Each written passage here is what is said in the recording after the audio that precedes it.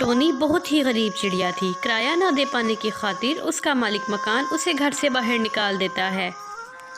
कालू भैया, कुछ दिन और इंतजार कर लो, मैं कहीं ना कहीं से तुम्हें किराया ला दूंगी। थोड़ी सी दया करो, हम माँ बेटी कहाँ जाएंगे? हमारे पास तो एक फूटी कौड़ी नहीं, सारी जमा पूंजी इसके पिता के इलाज पर लग गई।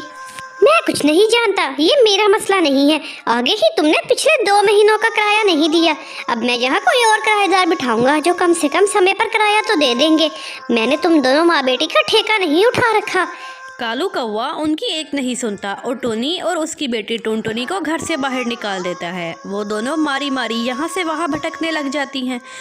थक हार कर टोनी एक पेड़ पर अपना छोटा सा तिनकों का घोंसला बनाती है और उसमें रहने लग जाती हैं। एक दिन, माँ, मुझे बहुत जोरों की भूख लग रही है। सुबह से तुमने मुझे कुछ खाने को नहीं दिया। मेरी भूख से बुरी हालत हो रही है, कुछ भी दे दो खाने को। माँ बेटा, घर में कुछ भी नहीं है खाने को, मैं तुझे कहाँ से कुछ खाने को ला कर दूँ?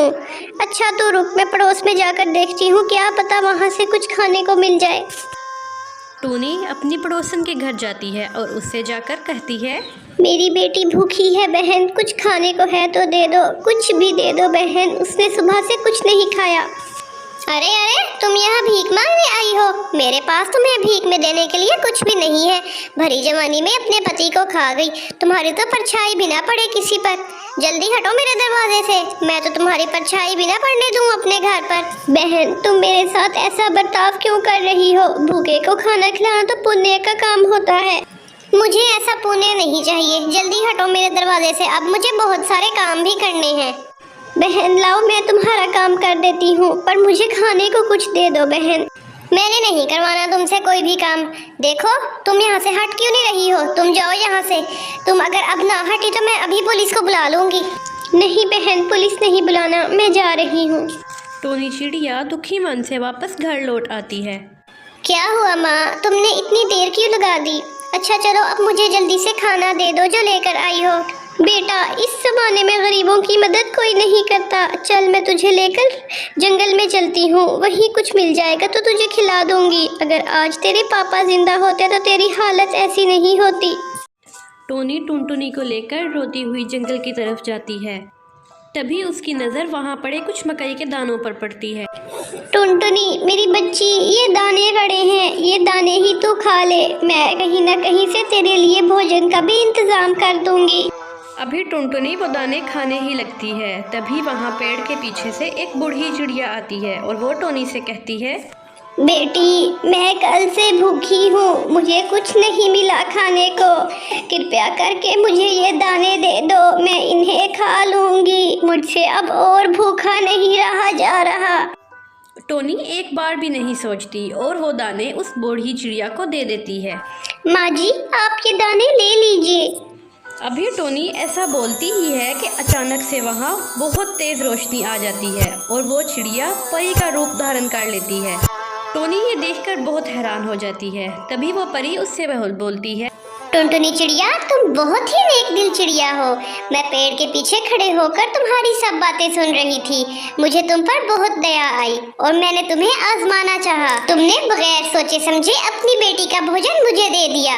मांगो, क्या मांगती हो मुझसे? मैं तुम्हारी हर ख्वाहिश पूरी कर दूंगी। मैं आज तुमसे बहुत खुश हुई हूँ। ऐ सुंदर परी, मेरी मदद करो, मैं बहुत गरीब हूँ और बहुत दुखी भी हूँ। घर में खाने पीने को कुछ भी नहीं है, मेरा घोंसला भी टूटा हुआ तिनकों का है, मेरी मदद करो।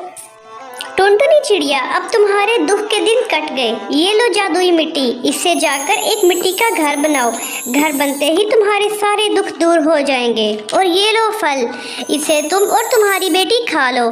इसे खाते ही इसका बीज अपने आंगन में लगा देना। ये जादुई फल है, ये सालों साल तुम्हारे आंगन में लगा रहेगा और फिर इस फल को तुम बेचकर खुशी खुशी अपना गुजारा कर सकती हो। ऐ सुंदर परी, तुम्हारा बहुत बहुत धन्यवाद। मैं तुम्हारा ये एहसान कभी नहीं चुका पाऊंगी। वो सुंदर परी अचानक ही वहाँ से गायब हो जाती है। अब वो दोनों माँ बेटी मिट्टी से बहुत ही सुंदर घर बनाती हैं। माँ, ये घर कितना सुंदर है ना? हाँ बेटा, ये घर बहुत सुंदर है, अब हम इसी घर में रहेंगे। फिर वो दोनों फल खाती हैं और उसका बीज नीचे आंगन में लगा देती हैं। अगले दिन जब टोनी सोकर उठती है तो देखती है, अरे मैंने जो कल बीज लगाया था उससे ये विशाल पेड़ उग गया है और इस पर बहुत सारे फल भी लग गए हैं। मैं अभी इन फलों को तोड़कर जंगल जाकर बेचूंगी। टोनी फलों को तोड़ती है और जंगल ले जाकर बेचने लगती है। माँ, अगर उस रोज वो जंगल में हमें परी ना मिलती तो आज इतना सुंदर घर भी ना होता। हाँ बेटा, ये सब ऊपर वाले की हम पर कृपा है कि उसने उस रोज वहाँ उस सुंदर परी को भेजा और उसने हमारी मदद की। अरे टुनटुनी, अब बातें करना छोड़, जल्दी से सब आकर खाना खा ले। अब इस तरह टोनी और टुनटुनी हंसी खुशी रहने लग जाते हैं।